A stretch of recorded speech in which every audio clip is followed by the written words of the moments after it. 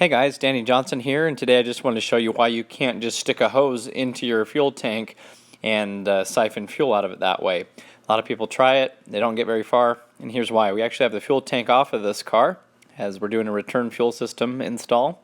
And here is the tube that comes down from where you put the gas in the car. It's called the filler neck, right?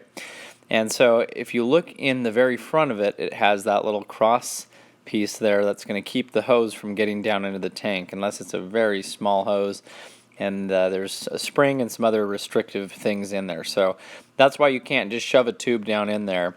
And the tip of this comes off pretty often, and so if you ever do the fuel pump change, then make sure that that stays on. And I have a video to doing a fuel pump and everything that I can put in the video description if you're interested in seeing that.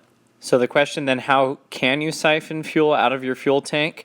Well, there's a few ways to do it, and it depends on what you need to do it for. If you're dropping the fuel tank and you just want to lower the level of fuel in there so it's not as heavy to move around, then as you drop the tank, you can eventually put a hose right here in the side, and that's where the filler net goes in anyway. And so you can get fuel out that way. Also, there's a fuel rail right here. There's a little place that you can disconnect it, and then you can just turn the key and it will prime fuel through it. So I've done it that way as needed. So I'll put some links in the video description to show how to remove that line and everything like that.